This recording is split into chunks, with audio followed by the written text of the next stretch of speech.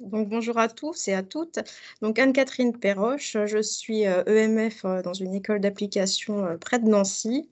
Et voilà, j'ai eu longtemps des CP, j'ai eu des CE1 et des CE2, donc je connais bien le cycle 2 notamment. Donc Laurent Duron, conseiller pédagogique. Voilà, moi, mon parcours, plutôt cycle 3, après cycle 2, REP, spécialisé, voilà, et ensuite conseiller pédagogique. Voilà, pour faire très rapidement. Alors, on vous propose de commencer tout de suite. Et donc, si je me trompe pas, je vous partage la bonne page. Oui, c'est bon, on voit bien, merci.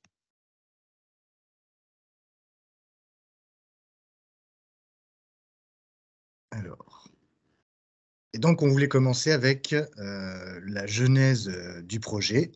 Voilà, vous expliquer très rapidement dans quel contexte avait été créée cette collection MoveMath. En fait, c'est parti et pas de demande du terrain, de difficultés dans les classes, donc en cycle 2, et ça s'est fait en constellation. Voilà, les nouvelles formations que vous connaissez certainement toutes et tous. Et donc voilà, ça a été créé et testé en classe avec des collègues, donc EMF, PE, et donc en zone d'éducation prioritaire ou pas. Et que ce soit en résolution de problèmes ou en géométrie, à chaque fois, ça s'est passé dans une constellation au final, pour vraiment répondre voilà, aux difficultés des élèves, hein, parce qu'on partait vraiment de ça pour chercher ce qu'on allait travailler en constellation, et puis aussi aux difficultés des enseignants, parce que voilà, les élèves ont des difficultés, mais comment je fais face à tout ça dans ma classe pour y répondre du mieux possible. Donc voilà un peu le début de ce projet. Alors, notre présentation d'aujourd'hui, on a décidé avec Anne-Catherine, à chaque fois de décliner notre présentation avec différents points, hein, réflexion sur le cycle 2, vocabulaire, et cetera. Vous allez voir ça.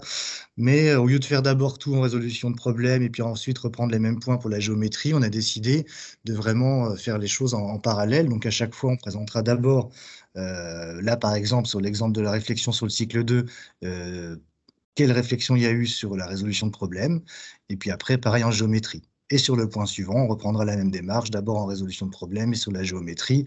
Et d'ailleurs, sur votre écran, en haut à droite, vous verrez une petite image qui vous précise si on est en train de parler de résolution de problèmes ou de géométrie avec nos deux mascottes. Donc, si c'est un petit chat, c'est la résolution de problèmes, et le petit lapin, c'est la géométrie. Voilà. Et donc, vu qu'on commence par la résolution de problèmes, je laisse la parole à ma collègue. Donc voilà, on va vous présenter la réflexion que nous avons menée sur tout le cycle 2. Donc c'est une démarche qui s'appuie sur les préconisations officielles, notamment sur le guide orange en CP, les repères annuels de progression au cycle 2, mais aussi sur les préconisations sur la modélisation en barre au cycle 2. Alors, notre démarche prend en compte la progression des compétences conjointement travaillées dans vos classes, en calcul et en numération, mais aussi en écriture. On va vous donner là l'exemple qu'on propose pour le CP, de la progression dans la rédaction de la phrase réponse. Donc, en tout début d'année, au premier module, on demande simplement aux élèves d'écrire le nombre réponse. Un peu plus tard, on leur demande d'écrire le nombre réponse et le mot-clé. Et en fin d'année, module 5, on leur demande d'écrire la phrase réponse entièrement. Voilà la progression, en tout cas, en écriture. Notre démarche a pris aussi en compte le passage vers l'abstraction. Et il y a un point particulier qui a porté notre attention, c'était sur le CP. Et notre grande question, c'était comment travailler l'abstraction en CP pour aller vers la compréhension de la modélisation en barre. Alors, les élèves vont commencer en début d'année par manipuler des objets tangibles proches de la réalité. Là, on a des crayons, par exemple. Ensuite, on va peu à peu les amener à manipuler des objets tangibles figuratifs. Donc, les crayons vont être remplacés, par exemple, par des petits cubes non organisés. On va les amener peu à peu ensuite à schématiser. C'est ce que vous voyez sur la troisième petite image. Une fois qu'ils seront schématisés donc d'une manière non organisée, on va leur apprendre à schématiser de manière organisée, Puis, on va leur demander d'utiliser des réglettes. Donc, des réglettes soit que vous possédez dans vos classes, on peut en voir un peu partout d'ailleurs dans les classes, ou alors que vous pourrez télécharger directement sur le site Hachette Istra, voire peut-être sur le blog ou les comptes Facebook. Et enfin, grâce à toute cette démarche-là, on les amènera enfin à arriver à l'utilisation de la modélisation en barre.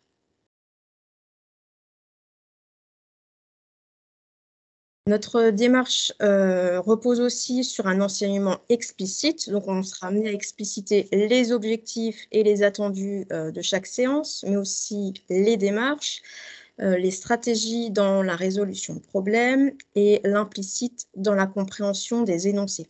On vous en dira un peu plus tard, un peu plus sur ces différents points dans notre webinaire. Notre démarche est aussi basée sur une programmation spiralaire. Alors, spiralaire pour toute l'année scolaire, puisqu'il y a des problèmes de brassage qui sont des séances de brassage qui sont prévues à la fin de chaque module, mais aussi une progression spiralaire puisque les élèves seront amenés à traiter toutes les différentes typologies de problèmes durant les 3 années que forme le cycle 2. Donc là, on voit bien sur ce tableau qu'en CP, on traite les problèmes additifs de transformation, les problèmes de composition et les problèmes multiplicatifs. En CE1, on revoit ces mêmes problèmes, mais on rajoutera les problèmes additifs de comparaison, les problèmes multiplicatifs avec la recherche des valeurs des parties. Et en CO2, on reprend tout ça à nouveau et on rajoutera les problèmes multiplicatifs de comparaison et les problèmes multiplicatifs avec plusieurs étapes. Voilà. On tient quand même à vous préciser que même si on a réfléchi à une progression sur tout le cycle, il est tout de même possible de commencer à utiliser notre méthode à partir du CE1 ou du CE2, puisqu'il y a des séances décrochées qui sont prévues pour pouvoir faire une remise à jour en début d'année, notamment sur la compréhension de la modélisation en barre. Voilà. Je laisse la parole à mon collègue pour la géométrie. Alors, nouvelle mascotte, le petit lapin, donc c'est à moi de parler. Donc, en géométrie, voilà, pareil, une démarche générale qui s'appuie forcément sur les préconisations officielles, les repères annuels de progression, et puis une attention vraiment particulière qui a été portée sur l'utilisation des outils géométriques et le lien entre solides et figures géométriques. Alors, utilisation des outils géométriques, parce que voilà, c'était une question de la constellation à l'époque qui a travaillé sur cet aspect-là. On demande aux élèves bien souvent, très rapidement, de tracer des carrés, des rectangles, alors que le maintien de la règle, par exemple, ou le tracé juste d'un trait, ça peut être compliqué pour certains. Donc au niveau motricité, etc., comment faire pour travailler en géométrie, alors que le simple, entre guillemets, tracé d'un trait avec règles et crayons pose déjà des difficultés.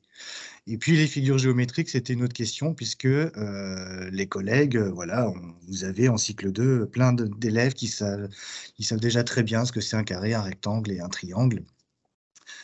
Par contre, on a plus de difficultés quand on les tourne dans tous les sens. Voilà, ça c'est des problèmes que vous avez l'habitude de voir dans vos classes. Donc vraiment, selon toutes les orientations, comment vous pouvez travailler ça avec les élèves. Et c'est comme ça qu'on en est venu à travailler les solides d'abord pour aller vers les figures géométriques qui sont du coup orientées dans tous les sens.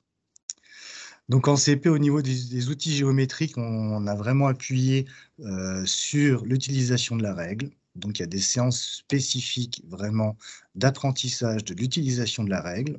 C'est un vrai choix pédagogique. On a décidé vraiment de travailler cet apprentissage-là de façon explicite et décrochée pour que les élèves soient ensuite compétents pour faire le reste. La même chose pour l'équerre en CE1 et pour le compas en CE2. Donc là, vous avez des exemples un peu de ce que ça peut donner dans les cahiers des élèves, hein, avec des rappels de comment on trace à la règle, de comment on utilise l'équerre, et puis de comment on utilise le compas pour tracer le cercle. Donc l'apprentissage sur les solides, on a vraiment décidé pour le coup de le travailler bien plus tôt qu'habituellement dans l'année. Souvent, les solides, c'est quelque chose qu'on peut trouver en fin d'année, hein, une fois qu'on maîtrise vraiment toutes les figures planes et toutes les figures géométriques. Bon, bah voilà, nous, on a décidé de faire l'inverse, de travailler, de partir des solides et puis de voir un peu les empreintes que ça pouvait laisser. Et donc, du coup, bah, si je travaille le cube, par exemple, je vais pouvoir travailler après la figure plane qui est le carré, grâce à ces empreintes. Donc là, vous voyez aussi des exemples, hein, en CP, en CE1 et CE2. Donc en CP, le pavé droit, le cube, le cylindre. Et puis donc on peut en déduire certaines figures planes qui sont ces empreintes. Et puis au fur et à mesure du cycle, on va de plus en plus loin pour travailler voilà, ce qui est attendu, hein, les triangles, le triangle rectangle, l'angle droit, etc., etc. Mais en tout cas, la première séance de travail sur les solides arrive assez tôt dans l'année et pas au 3e trimestre. Donc, c'est vraiment une démarche particulière, hein, c'est aller vraiment de la géométrie de la perception vers la géométrie instrumentée. Donc, au départ, les élèves ont des idées sur ce que c'est vraiment un carré, un rectangle. Et puis, au fur et à mesure du cycle, on va falloir qu'on puisse le vérifier en utilisant les instruments géométriques. Il y a vraiment une démarche particulière, c'est qu'à chaque fois, pour une notion, vous avez 2 séances qui sont proposées. Et la première séance est toujours une séance de jeu ou de manipulation, avec pratiquement aucun écrit, en tout cas aucun dans le cahier de l'élève, mais toujours une séance de manipulation. On découvre toutes les propriétés, le vocabulaire particulier, et on s'entraîne sur le cahier lors d'une 2e séance. Et puis, que ce soit en CP, en CE1 ou en CE2, chaque année se termine par un escape game qui demande aux élèves à mettre en œuvre voilà, tout ce qu'ils ont appris tout au long de l'année en géométrie. Donc vraiment une démarche spiralaire sur tout le cycle 2. Et puis aussi une réflexion sur la place du tracé à main levée des élèves.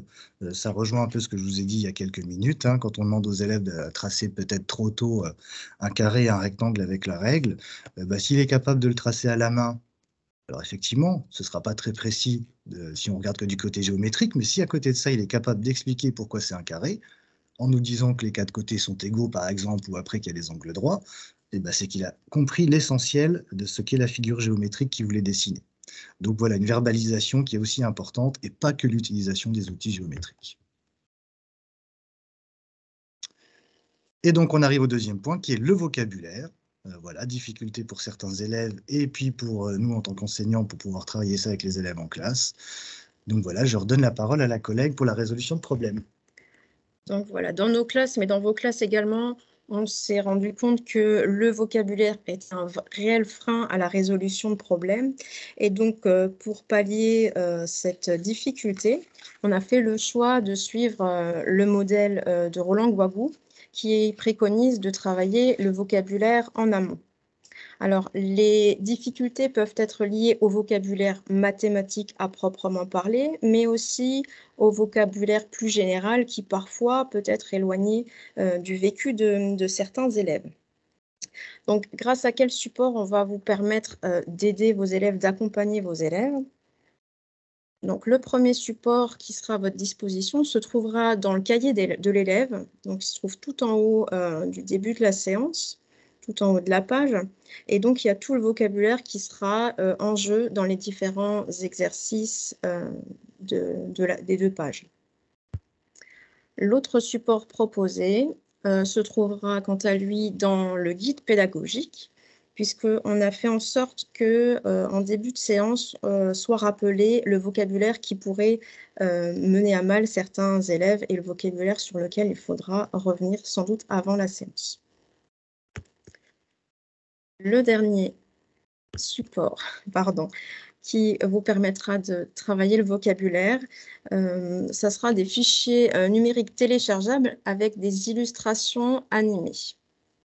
Donc on va vous montrer quelques exemples de vocabulaire animé. Donc ici, ça sera dans le cadre d'un problème de transformation avec notamment la recherche de l'état initial, dans lequel il est important que les élèves comprennent bien la notion de début et de fin. Voilà, avec ce point d'interrogation qui symbolise bien l'état final. Autre exemple, cette fois-ci plutôt lié au problème multiplicatif, donc la définition du mot « chaque ». Donc là, on voit bien que dans chaque tenue, il y a toujours une jupe et un pull. Et autre exemple, dans chaque pile, il y a bien 5 livres. L'essentiel étant que les élèves comprennent bien que s'il y a 3 piles, il y a bien 5 livres dans chaque pile. Dernier exemple, qui peut toujours correspondre au problème multiplicatif, c'est la notion de rangée. Donc ici, on a une rangée de 4 salades. Voilà. Et donc pour que les élèves puissent répondre au problème et résoudre le problème, il faut qu'ils puissent comprendre que 2 rangées de 4 salades correspond bien à une rangée de 4 salades et encore une deuxième rangée de 4 salades. Donc chaque rangée comporte 4 salades. Le petit logo a changé. Je passe la main à mon collègue. Alors, sur le vocabulaire, que ce soit en résolution de problèmes ou en géométrie, voilà, des fichiers vous sont proposés, donc comme vous avez compris, et vous pouvez les utiliser ou pas. Nous, ce qui était important de préparer, c'était d'avoir les ressources, si selon vos classes, hein, parce que voilà, on sait bien que toutes les classes ne sont pas les mêmes, hein, dans une seule classe, tous les élèves sont différents déjà, donc voilà. Mais en tout cas, si selon la connaissance de vos élèves, vous savez que ça peut être une difficulté et que si par exemple le terme rangée n'est pas connu, ne fait pas partie de leur quotidien, ils ne plantent peut-être pas tous des rangées de salade, ils ne risquent pas de réussir à résoudre ce problème. Donc là, on peut se dire, ah bah tiens, avant de résoudre le problème, je vais effectivement travailler juste sur ce mot-là. Du coup, ils auront la connaissance, ils auront compris ce que veut dire ce mot, ils seront capables de se projeter dans la résolution. S'ils n'avaient pas ça, effectivement, on peut toujours leur présenter le problème. On sait bien que ce sera compliqué. Et on a la même chose donc sur le vocabulaire géométrique. Alors de façon un peu différente. En géométrie, donc on a un vocabulaire qui peut être proche du réel des élèves, mais qui a un autre sens en géométrie. Et puis on a le vocabulaire vraiment propre à la géométrie, et là du coup il est étudié et vraiment appris lors des séances, donc il n'y a pas de fichier tout le temps à proprement parler, téléchargeable en ressources, ils font vraiment partie de la séance de la géométrie. Donc un exemple de vocabulaire proche du réel des élèves, et bah, la figure par exemple, hein, c'est voilà, un des mots qu'on va utiliser souvent. Bah, la figure, au départ, quand on dit ça aux élèves, bah, eux, ils ne se projettent pas forcément sur un triangle qui est sur le triangle qui est dessiné, hein. La figure, pour eux, ça peut dire complètement autre chose. On aurait d'autres mots, hein, en tête, on pourrait parler de sommet. Hein, bien souvent, on utilise en plus pour leur expliquer, hein, le sommet de la montagne, le pic, enfin voilà, c'est souvent des synonymes qu'on utilise. Donc là, on peut avoir vraiment du vocabulaire particulier qu'il est nécessaire de travailler avant si on souhaite, ou vraiment en tout cas de travailler pendant la séance pour vraiment mettre le concept avec le mot. Et puis on a du vocabulaire propre à la géométrie. Alors là, voilà, c'est pareil, c'est un exemple que vous allez, qui sera disponible, hein, en téléchargement. Donc, c'est par exemple l'unité 7 de CP. Et dans cet exemple-là, donc on a les termes solides, empreintes, face et polyèdre et non polyèdre. Pour imager les termes solides, on a donc une représentation, hein, assez simple, hein, voilà, du pavé droit, du cube et du cylindre, puisque c'est ce qui est travaillé dans cette séance-là, de l'unité 7. Et puis pour les empreintes, on peut avoir ce style, par exemple, de représentation. Donc ça, effectivement, il faut bien comprendre que c'est une fois qu'on a mené quand même la séance de découverte, on peut réutiliser ce fichier-là, par exemple, pour dire, bah voilà, c'est vraiment ce qu'on a découvert quand on a manipulé, et c'est quelque chose qui permet de faire une synthèse aussi collective et de vraiment dire, voilà, on est tous d'accord là-dessus, l'empreinte, c'est ça, la figure plane, c'est des faces, voilà comment ça se passe avec ce qu'on a travaillé. Et puis des termes vraiment particuliers qu'on retrouve dans notre méthode, donc polyèdre et non polyèdre. Et puis une démarche pour les différencier avec les élèves, puisqu'ils manipulent les solides, ben voilà, les non polyèdres, c'est ceux qui peuvent rouler, par exemple. Ça, encore une fois, hein, ils ont testé lors de la séance de manipulation avec le cylindre, avec le cône, et puis avec la boule. Et puis les polyèdres, c'est les solides qui ne peuvent pas rouler. Et là, on revient sur le pavé, le cube, et on pourrait avoir la pyramide.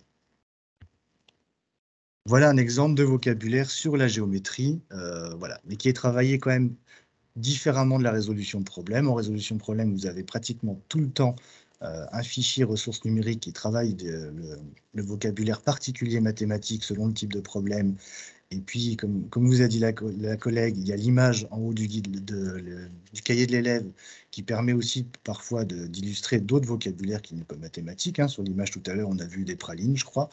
Voilà, effectivement, des pralines, si on ne sait pas ce que c'est, ça peut être compliqué. Alors que le vocabulaire en géométrie est bien souvent travaillé vraiment et appris dans la séance, au cours des séances et de façon un peu différente. Et donc, on veut vous présenter quelques pages du cahier de l'élève, parce qu'on en a déjà un petit peu parlé, donc je redonne la parole à la collègue.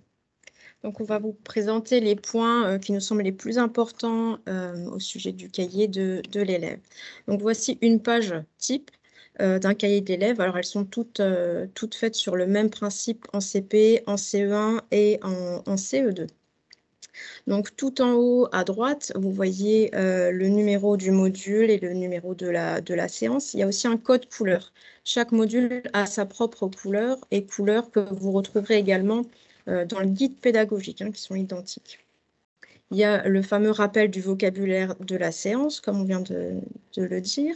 Et ensuite, vous avez un problème de référence. Un problème de référence qui va être fait en collectif et que vous pourrez projeter au tableau. On en parlera justement tout à l'heure. Les problèmes suivants, alors là, il n'y en envoie qu'un. Souvent, il y en a 3. Ce sont des problèmes, des exercices d'entraînement que les élèves vont être amenés à faire seuls, en autonomie ou avec l'aide de l'enseignant. C'est d'ailleurs pour cela que nous avons pensé à mettre des petits pictos sur le côté. Donc là, le problème des références est toujours fait en collectif. Donc, vous avez le petit picto avec 3 petits bonhommes. Et en dessous, vous avez 2 pictos à choisir. Est-ce que l'élève l'a fait seul ou est-ce qu'il l'a fait avec l'aide de l'enseignant?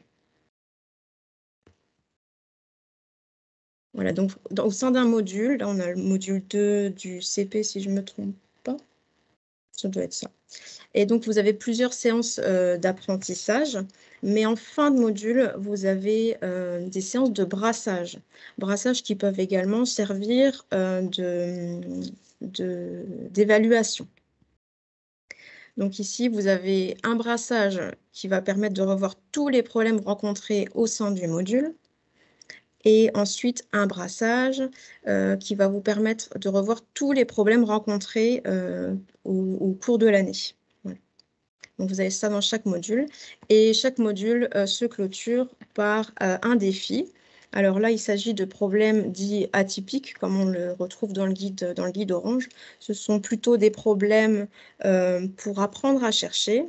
Donc là, il y a une progression vraiment spécifique pour ce type de problème. Et on a choisi, alors, pas forcément pour le CP, mais pour le CE1 et le CE2, de vous proposer, si vous le souhaitez, de les travailler par équipe. Voilà. Donc, il y aura dans le guide du maître toute une partie qui vous présentera cette modalité de travail plus spécifiquement. Mais ça sera un choix de votre part, en tout cas. Donc, c'était en fait le CE2. Voilà, je me suis trompée, excusez-moi. Voilà, donc là, vous avez un exemple de défi qui clôture un module. Là, par contre, c'est du CP. Donc, voilà, vous avez un problème qui consiste à organiser sa réflexion pour trouver toutes les possibilités.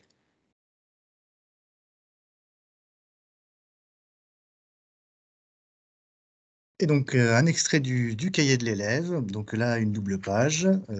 Comme sur la résolution de problèmes où c'est à chaque fois des doubles pages pratiquement, là, c'est aussi le cas. C'est vraiment la même collection, donc ça fonctionne de la même façon. Ça, c'était important pour nous. Et on pense que c'est important aussi pour vous si vous êtes intéressé, parce que soit on travaille en résolution de problèmes, soit en géométrie, soit les deux, on est dans la même collection, ça fonctionne entre guillemets de la même façon. Donc c'est un moyen aussi pour tout le monde de s'y retrouver plus facilement.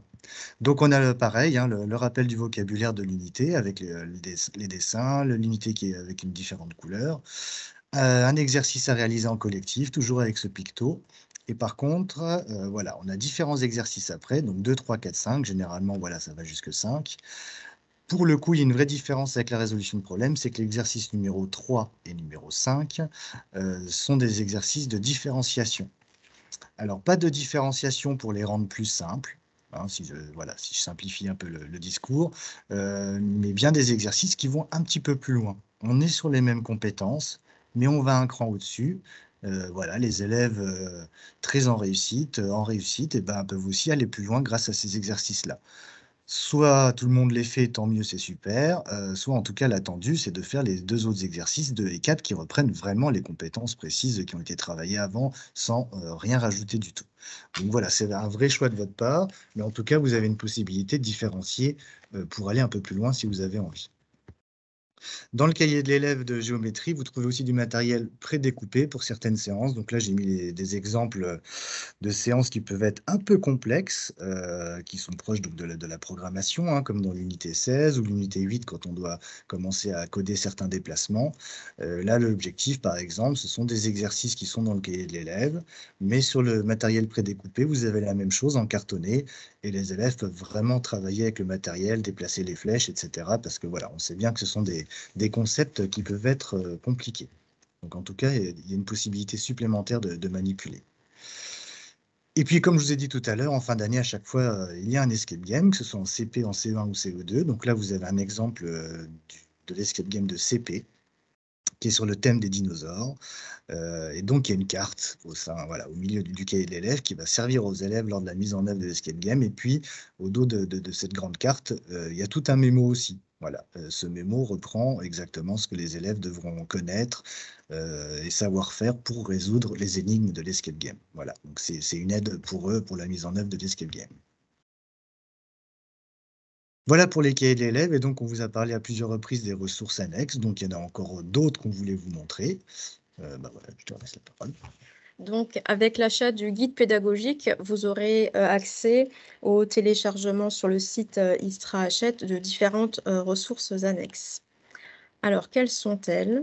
Alors, il y aura notamment les affichages pour chaque séance, affichages qui font majoritairement un lien avec la situation de référence de chaque séance. Vous pourrez les trouver en couleur, mais également en noir et blanc. Il y aura également des séances décrochées, donc il y en aura pour chaque niveau. Il y a notamment une séance décrochée pour chaque niveau pour la formulation de la phrase réponse. Il y a une méthodologie sur la résolution de problèmes.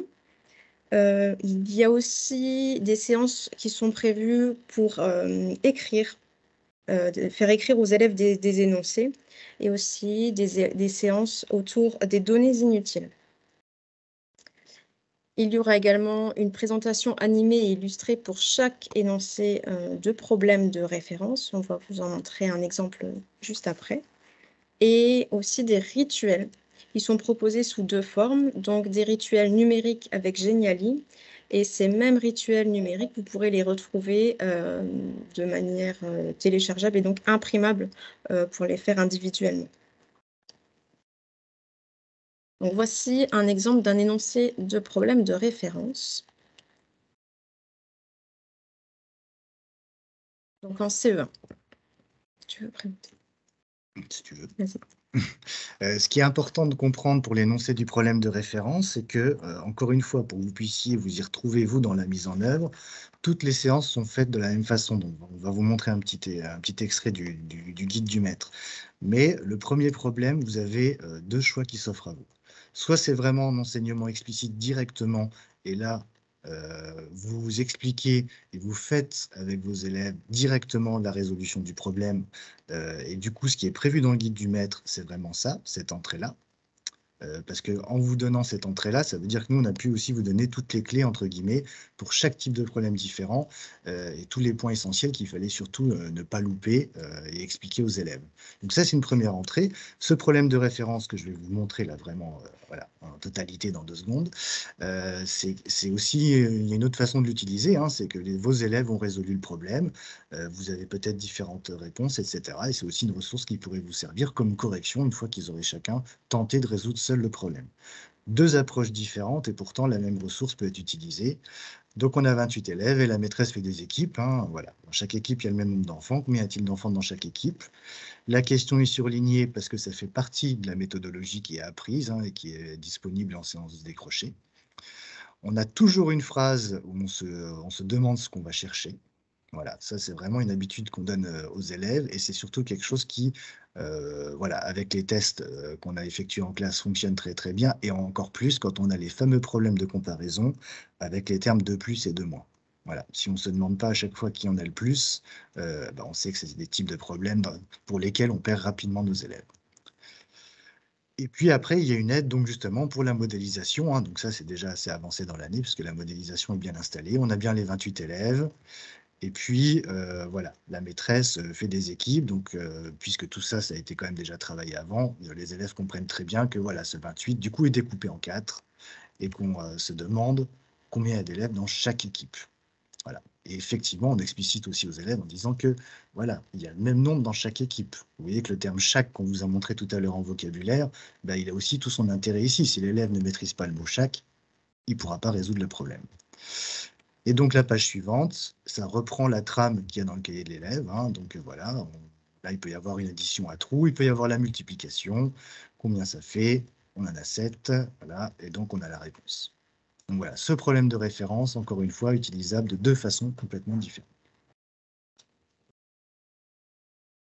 Une autre source annexe, donc ça c'est le rituel avec Geniali.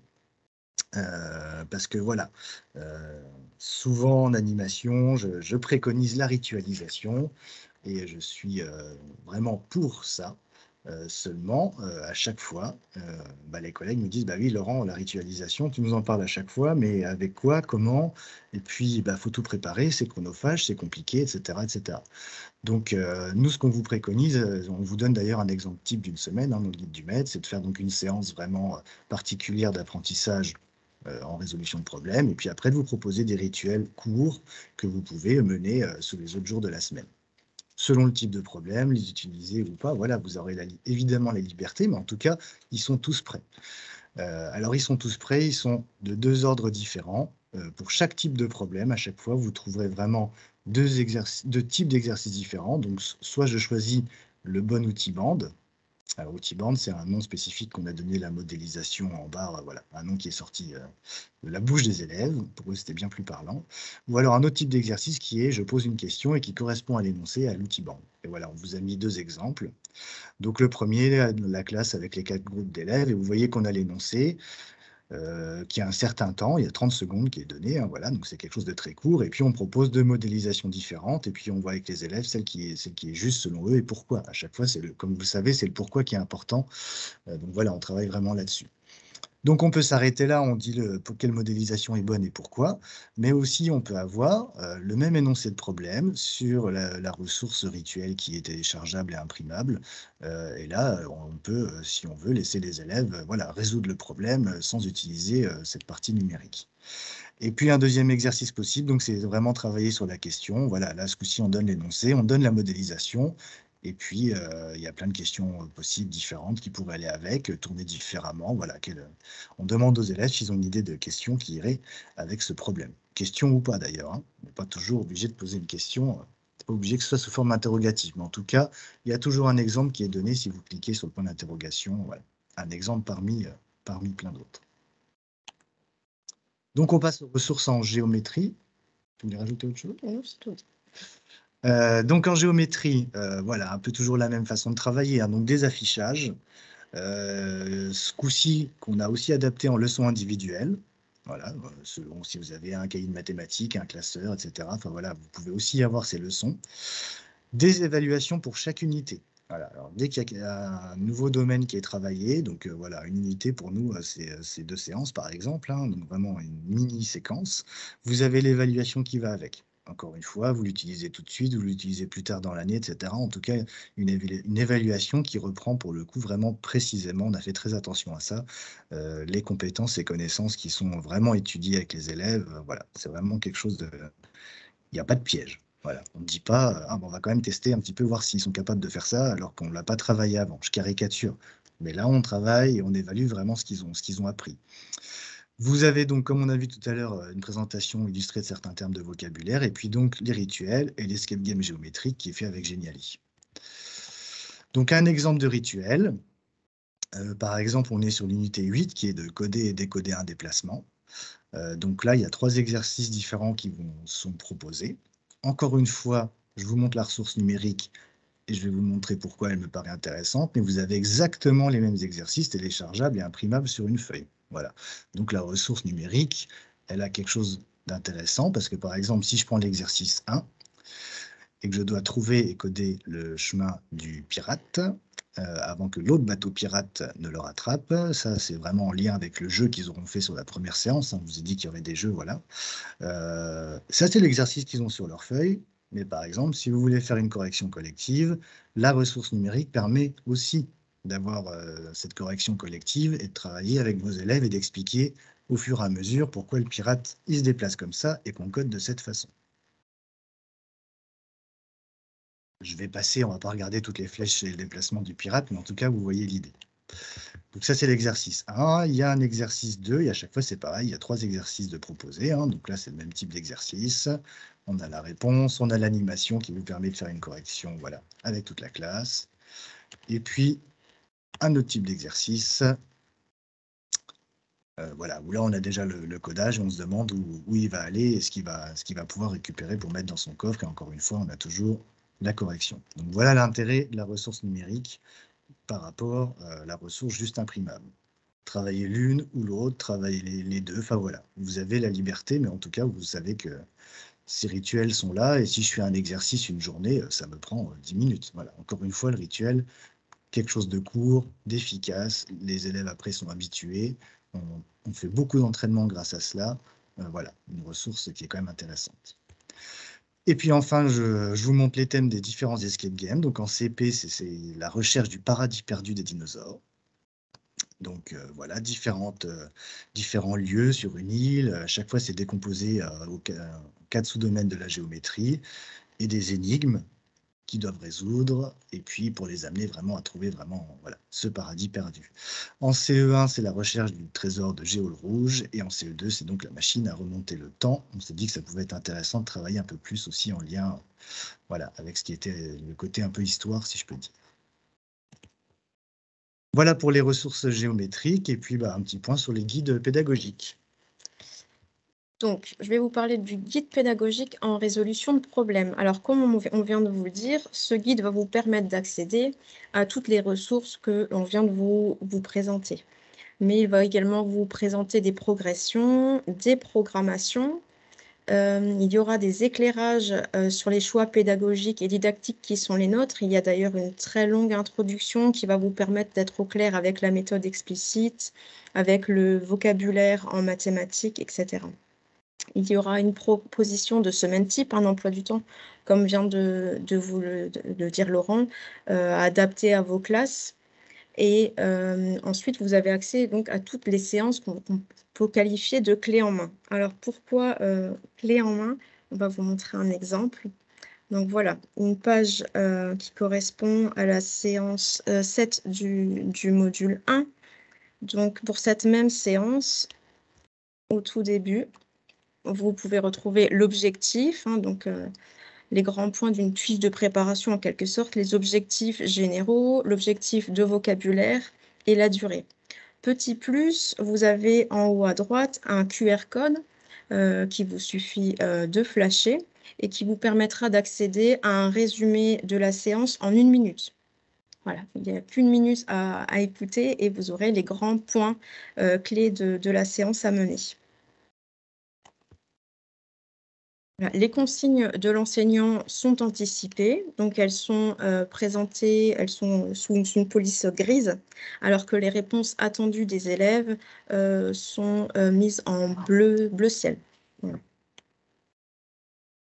On a parlé tout à l'heure de démarche explicite, donc là vous allez pouvoir retrouver toutes les grandes étapes de la démarche explicite avec le rappel des connaissances et la présentation de l'objectif de la séance aux élèves. Ensuite, vous avez ce qu'on a appelé donc la présentation du problème et la résolution du problème de référence.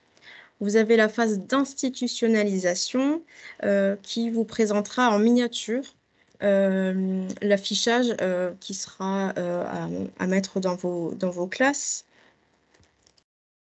La phase de résolution individuelle, la phase d'entraînement, et enfin la phase de conclusion, d'explicitation finale.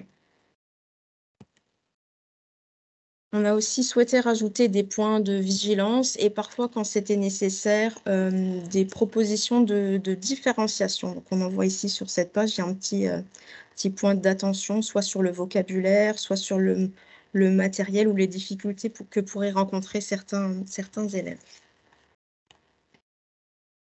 Le guide pédagogique se présente encore une fois de la même façon voilà, en géométrie, toujours pour avoir une cohérence sur toute la collection.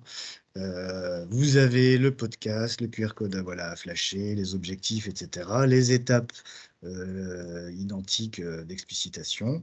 Les rituels d'entraînement, hein, ça apparaît aussi sur la résolution de problèmes. Il y a une différence, c'est l'introduction de l'unité.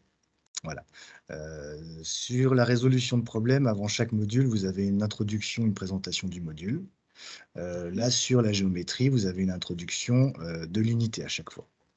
Donc, ça peut vous donner quelques pistes voilà, on vous explique pourquoi on a décidé de faire ça comme ça, qu'est-ce qui a été choisi, voilà, quelle entrée est didactique et pourquoi. Et puis, voilà, si vous voulez en savoir plus, voilà, si on parle de certaines personnes qu'on apprécie tout particulièrement, vous avez forcément les sources et les liens pour aller voir encore un peu plus loin si vous le souhaitez. Voilà, donc on reste bien évidemment en lien avec vous, on peut répondre à vos questions. Pour cela, il y a différents canaux. Vous pouvez passer par mon blog, les outils de Malinous, mais on a également créé 2 pages Facebook. Une page spécifiquement pour MoveMath CP, CE1, CE2. On vous a mis le petit flashcode, mais je pense que vous nous retrouverez facilement sur Facebook. Et ensuite, vous avez la page pour MoveMath, géométrie, CP, CE1, CE2. Pareil, flashcode en bas de la page. On vous remercie. Je crois qu'on a tenu les 45 minutes. C'était pas trop mal, je crois. On n'a pas trop traîné. On a essayé d'être clair et assez rapide.